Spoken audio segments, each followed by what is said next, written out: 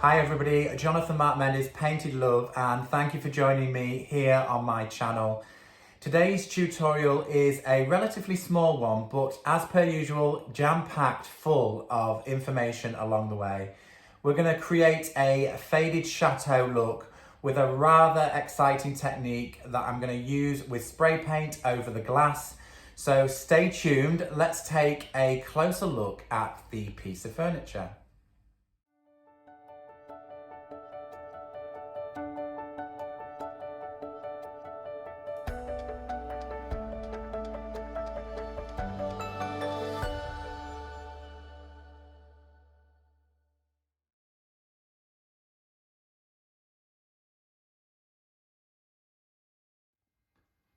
As you can see, that this piece of furniture has existed with me for a long time at the back of the workshop.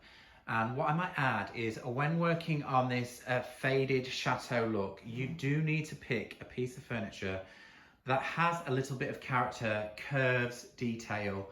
Much like this. This is probably British Victorian, but you can find really lovely, even modern reproductions that will take this kind of look. With this project, we are going to be working on a paint treatment on the internal part of the glass.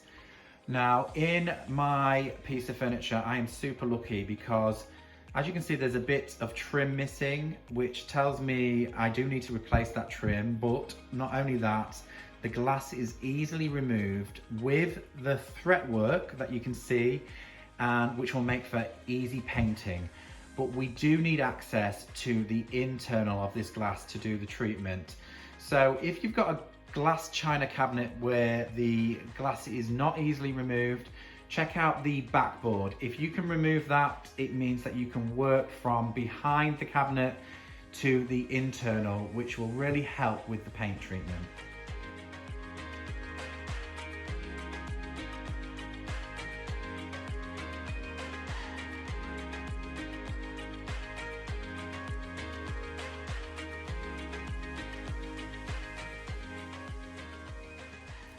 Whenever creating a look of a faded chateau piece, I would always say the best thing that you can do is choose a very muted tone. Whatever shade of colour it is, make sure it's a pared down muted tone.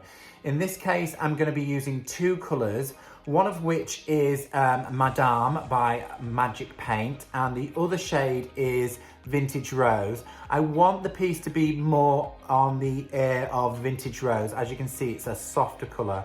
We may be just adding a little bit of contour blend along the way, just to pep up the Vintage Rose. So we're going to start with a base coat of this. The canvas coat will go on, and then we'll work forward from there.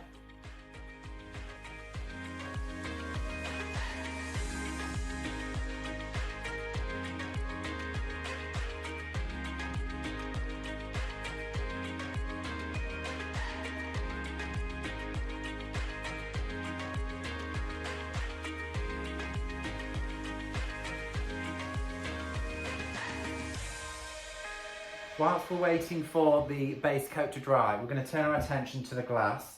I'm going to give this glass a really good clean because we're going to turn this into what appears to be an aged mirror. It will not be completely reflective, but it will have that sort of smoky, aged feel to it. So what you can see me here doing is giving the glass a good old clean. It really does need to be spotless before this paint treatment. I'm going to be using Vintage, which is a colour from La Magic. I'm just taking a small amount out of the paint can and adding about 40% water. I'll be using my stumpy cut-off paintbrush to create splatters over the glass. Creating the right consistency of paint for your splatters is absolutely crucial. Different brands may vary in thickness of paint.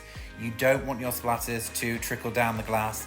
Have a practice run on a piece of card before you go.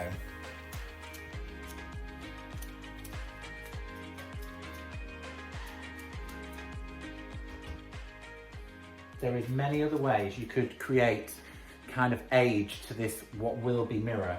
You could add sponge texture to the bottom with your paint, just dabbing around the edges. But I really like this kind of splatter effect in between the mirror. I think it looks really cool. At this stage, my 2 base coats of vintage rose have dried and they look really beautiful, great coverage. I've added the fretwork back to the cupboard. I've just stuck it back in with masking tape because we're going to do some shading and some contour blending, adding some more colour to this piece, and I want to go over those areas, so it kind of makes sense to be back as one. I've had a slight change of plan in colourway. So we originally was going to go with Madame and the Vintage Rose, which is this one and this one. But I do realise that this is a really sharp colour. It's quite strong and it's not going to have that sort of faded look to it. So what I've added is a little bit of the Vintage, which is the colour that we've just used to fly spec the glass. And I think that those two will probably make a better combination, but I'm just gonna leave this to one side to add a little bit of more warmth to it. So I'm gonna play around with these 3 colours on the surface.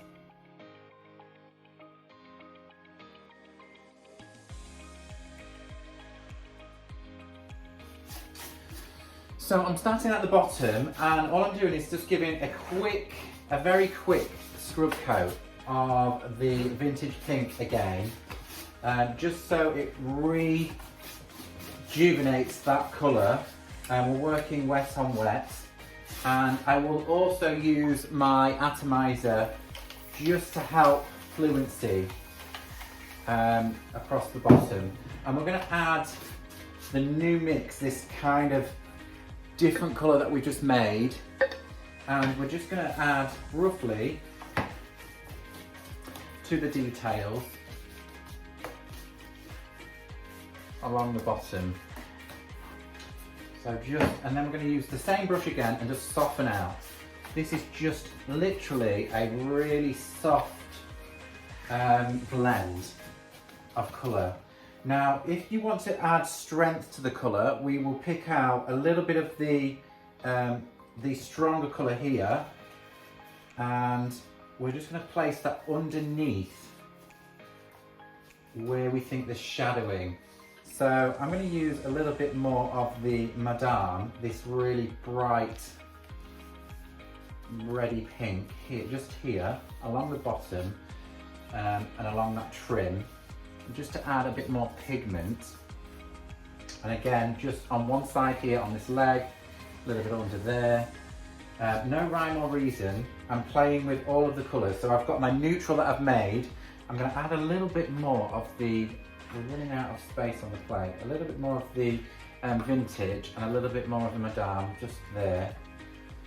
And I can just pick up little extras on the brush, and we're going to blend on the brush. So I've got my original brush, which is the Vintage. See where there's a harsh line there? I'm just going to soften that out now. Soften along there, so you can play really just gentle colours really, and play with the way that they look. We're going to travel some brown up here, some of the Vintage along the edge and across. It's just shading really, adding sort of tone here and there, and then picking up the Vintage Rose and kind of softening back in.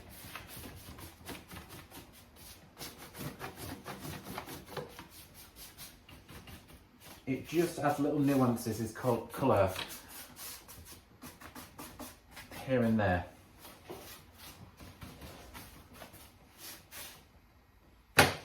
Let's pick up a little bit more of, tapping that in. Madame is going to be a little bit more pinky around this edge. There's Madame. Picking the neutral brush up, which is the Vintage Rose, and just softening a little bit here and there.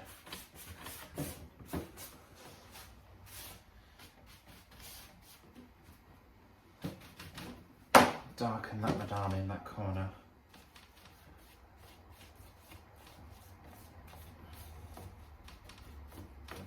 See how I'm going over the edge of the fretwork just to blend that in a little bit more. So I'm working wet on wet. It is a very subtle blend, but adding those little changes in tone over the piece will really make this look like it's been sun bleached and faded over the years. I'm going to add much more, I think, Madame under here, and then a little bit more vintage down the leg. So I'm just going to pick up a whole bunch of that there, right down and into that leg, and then soften.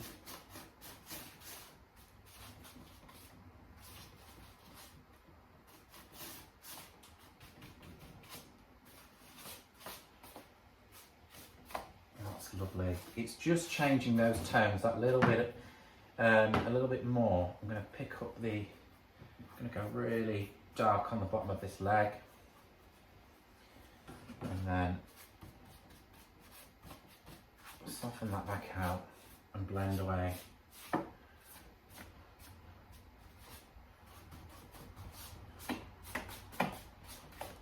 You may need to clean your neutral brush, which is the Vintage Rose, just to take off any build-up of paint. But that is how I'm going to go across the whole piece. It'll make more sense as I go around the sides, and there's more detail to work into.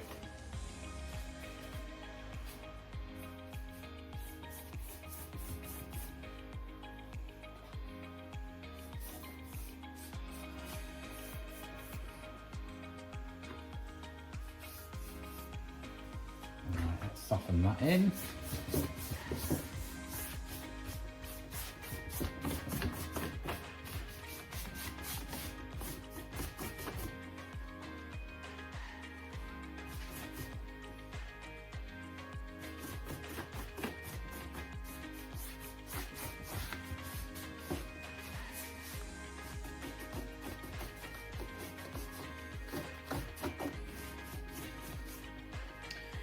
I think down this corner I'm going to add a little bit more of the Madame, which I'm just going to pick up this little brush and be really solid with that all the way through this corner.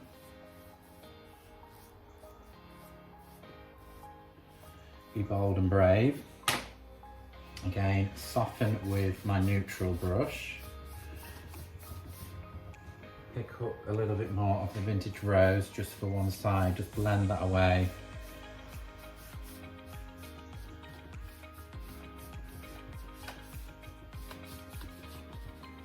So these are very subtle changes in tone, which I'm really, really happy with. I just want to keep it not over fussy, just keep it looking very faded in its tone, like it started out much richer in colour and then changed over time. So up here, needs a little bit of water. More vintage in right underneath there for some shadowing, and a little bit, same brush, no rhyme or reason. Madame, blend the two together. Very subtle. And that's how I'm going to work over the whole piece until I'm really satisfied with the slight tonal differences.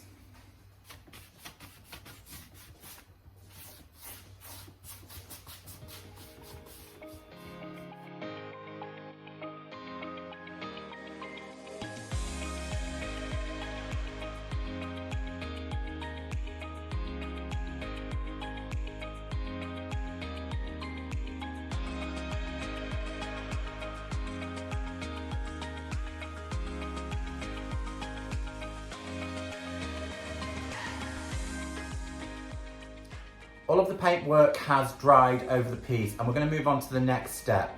I must add, I'm now on day 2 of my project. The actual paintwork is thoroughly dried overnight, and I did heat gun it. The paint has slightly crackled. I don't know why. It's crackled on the edges of the drawers here. I think probably because the paint was quite thick for the layering, and when I've hit it with the heat gun, it's slowly split, but I'm not going to worry about that. That's just adding to the whole look. So there's just a couple more steps that I'd like to do with the outside of the piece of furniture. This is my glass with the speckles on. We will move back to that at some point, but now we're going to create some more illusions of depth and character on the overall piece. And we're going to do a similar thing to this, speckles on the surface. But we're going to do 2 layers of that. So the first layer, I like to mix a wash of colour that we're going to spritz on with an old kitchen spray bottle. So all we're going to do is take, in this case, we're going to use this again. We're sticking with the same colour palette. We're going to go with vintage. I've got a jug of water and we're going to make a really runny solution of paint. So this is going to be like a splattered wash, and we're going to rag it off. So it will create all sort of anomalies on the surface of the pink. And we will end up fly specking at the end as well. So that will be a little bit more solid to the surface. So there is layers of blending, there is layers of this washy, smoky effect, and then there'll be layers of fly speck. So your eyes will travel all over the piece and it will look like years and years and years of lovely crud and fadedness, beautiful patina. When mixing a wash, there is no correct science to this. It's basically a runny liquid of paint. In this case, I'm going to mix up, probably not quite as much as that. I'm going to mix up half a pint. So on my measuring jug, I'm mixing up half a pint of water. I really need just enough so that the spray will pick up the liquid. When going through a kitchen spray bottle like this, if you have your paint too thick, it will not travel through. So that might help out. So all I'm going to do is literally take some paint, and I'm literally taking a couple of scoops, and then I'm going to mix this together, combine the two, so we get a sludgy mix of colour. That looks pretty good actually. I'm just going to incorporate maybe a little bit more. It's quite runny. Obviously, the more that you use of paint, the darker this is going to be. And I don't want it to be overly dark because it will hit the piece of furniture and stain it instantly. But I'm going to rag it off with a damp cloth, so I'm not going to worry too much. The other thing is the paint and water will like to separate. So once it's in the spray bottle, you've got to keep on shaking the bottle and mixing it around. So I'm going to call it a day with the paint. And then we're going to just pop it into the spray bottle.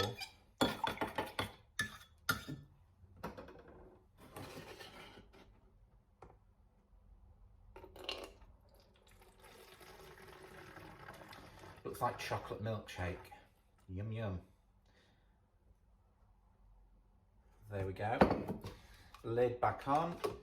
One thing to add at this point, if you can take this outside, maybe not in your kitchen, because this spray bottle is going to spritz everywhere. For the purpose of the video, I'm doing it in my workshop. I have covered things up. I've got a board of wood here to stop it firing over to the back wall. It probably will. The other thing that you will need at this point is a really soft cotton cloth. This could be an old pillowcase, anything that's really lovely without lint, and a bucket of water that will be submerged and wrung out.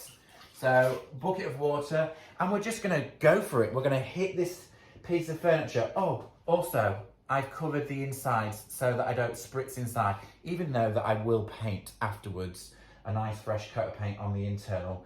But yeah, cover everything up. If you can take it outside, do this outside, maybe on the grass, so that you can just cut the grass and the paint's gone. Give your bottle a good old shake and have conviction. Just go for it. Fire it everywhere. Don't worry how it goes on. It will create speckles and interesting things. And just spray away. Have fun. If you want to create different sort of effects, you could probably change the nozzle setting. I'm just going to go for it with the fine mist. I don't mind the trickles, that's all going to add to the illusion. I just want to saturate the whole piece with paint, some thick, some thin.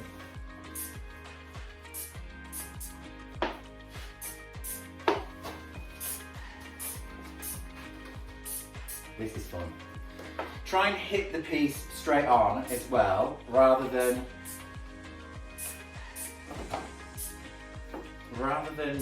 hitting it on an angle, because then you will get unusual anomalies in your spray effect.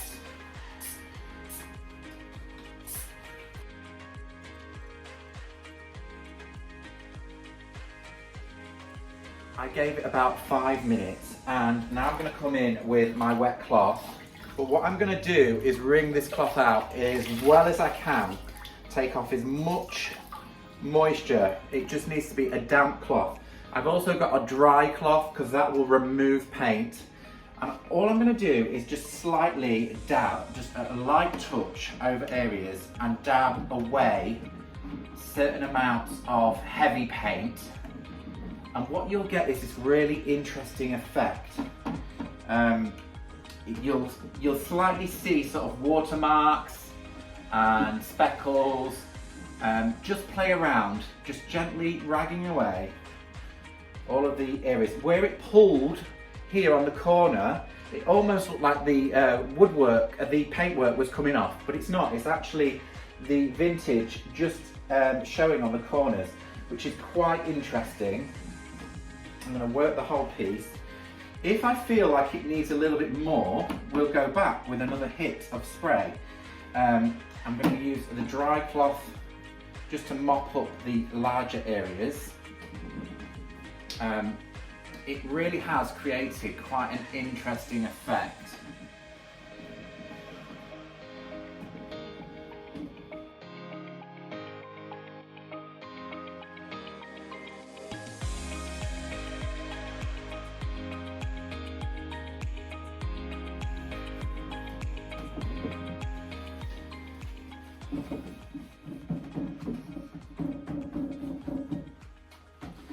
On the top surface, I'm just pouncing. It's creating a lovely mottled effect.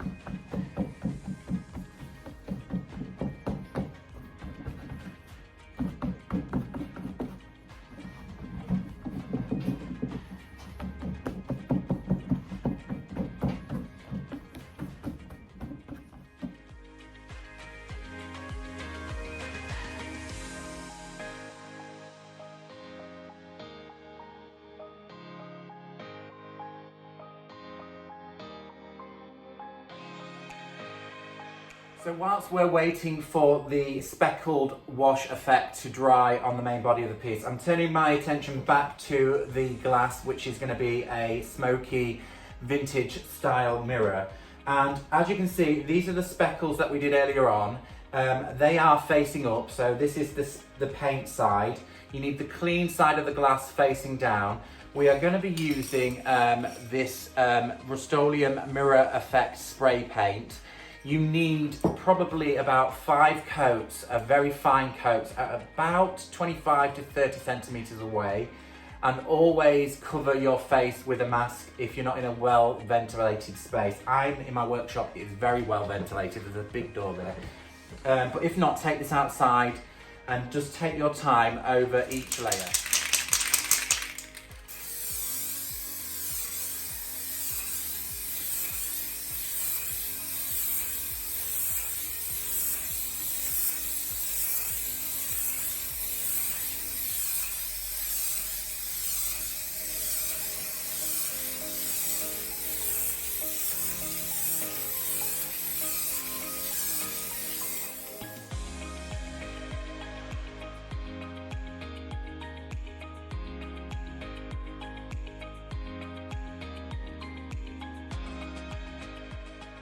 I am super happy with how the overall colour wash has ended up on this piece. So I'm moving on to the handles, which this is the original handle. Well, there would have been 2 of these handles, but unfortunately one was lost in its lifetime somewhere before me. There was one each side. I've decided not to use this, even though it's symmetrical, I've decided not to use it in the center because it kills this carved detail. So I've picked out an old round knob, which I think will be far better suited to the center of that design. Also, I'm going to paint this in vintage as well as the key escutcheon.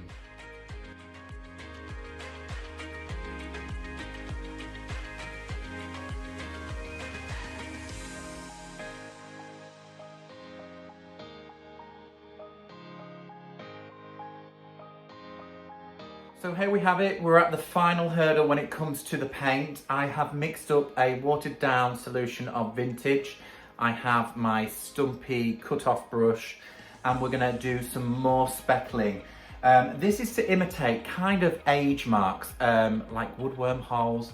We're gonna build a lot more in the lower proportions and soften it as we go up to the top, but I'm gonna be quite heavy with this. It's just another nuance of layers of things to distract the eyes. So all I'm going to do is pull back and I'm going to try and aim on the flat areas first. Go for the legs, somewhere inconspicuous, and just keep on flicking away. And what you can see is slowly it's building interest.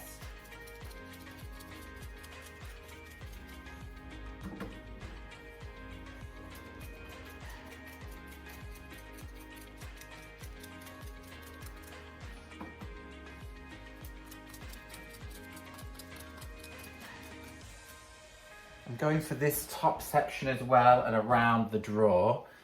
A little bit heavier up here and a little bit less through there as it blends into the heavy piece at the bottom. So I'm kind of keeping my opposites. I'm heading for corners, I suppose. Now, if you end up with a rogue one like this, you can take a damp cloth, spray down your cloth, and just tap it away. So it's kind of in that edge anyway. And tap that away. Tap, tap, tap. And you can disguise them if you're not happy with them. And then what I would suggest you do is just quickly, that'll dry, but just quickly sprinkle over again and it will hide the rogue one that you didn't like. You can go along and tap away any of the others.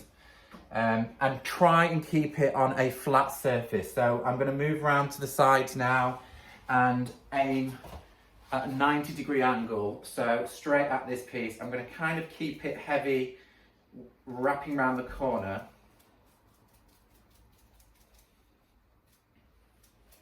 So before completing the whole project and adding the new mirror to the aperture, I'm going to give the whole piece a coat of clear wax. If you could smell this wax, you would truly go mad for it. It smells of jasmine. And I'm also going to use La Magic dark wax for the details.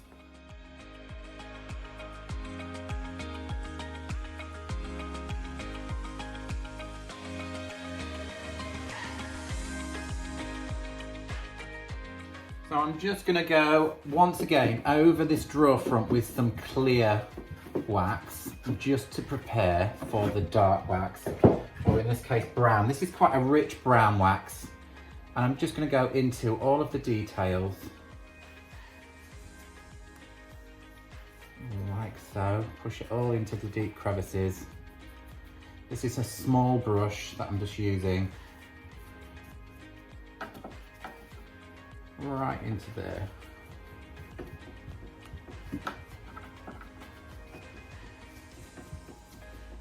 Bring back all of this lovely detail that was carved in to the piece. Circular motion, any what way, just to make sure the wax is well covered into there. And that's it, feels good. And now I can take my cloth to clear off any of the excess wax that I don't want on the high ground. And it just leaves that lovely warm wax in the details. And if you feel like it's a little bit muddy, just go back with a little bit of clear.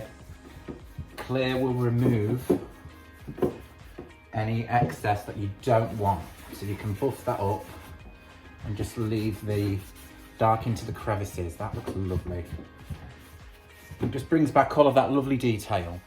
So I'm just going to carry on over the whole piece. I'm going to do details like corners to give highlights or lowlights in this case. This brown is so lovely and rich. It really helps to that sort of dimension. You know, when we put the colours on at the beginning to add tonal difference, this is really bringing that out. So around that aperture, and just remove a little bit down here, and of course lots around the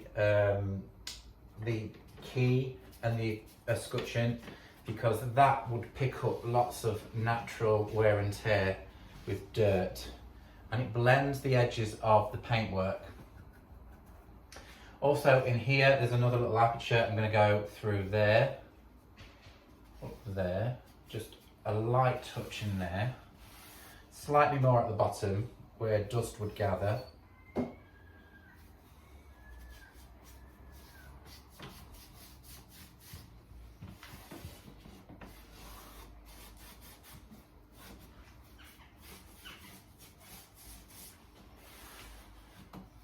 It's really adding another dimension to it. And of course, the best areas to do would be down this crevice at the side. So we're going to put some brown wax into here. The brush that I'm using is an angled brush, so it's kind of a little bit flat, so it's easy to place into the crevice along here. And then on the corners, I'm just kind of softening out.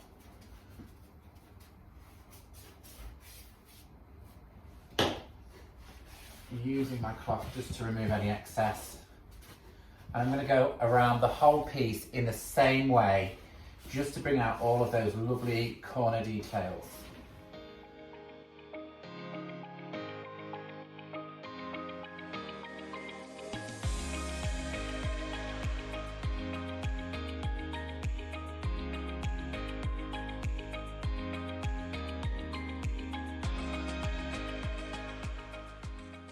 So I'm at the final hurdle. I'm about to replace my new mirror, which was the glass. As you can see, all of those lovely marks are now embedded between the mirror paint and the glass.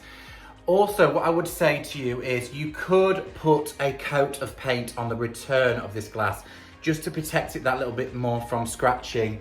I have got the bead to go back in, but I've chosen not to use it, and I've cut out a piece of hardboard which will also protect the mirror. So wish me luck reapplying the mirror. We're going to pop it back in. It will take me a little bit of time, and the actual, that's it, the actual board is super tight. I made it really tight, so it might take a little bit of fiddling around, because all I want to do is be able to put a couple of pins to hold this into place so it's nice and secure. Push it nice and tight, that's it. It almost holds in without anything else. Everything's back into position. Let's have a look at how, oh, look at that, beautiful. So now we have all of the fly speck to go with the lovely fly speck on the body of the piece. I am super happy with this.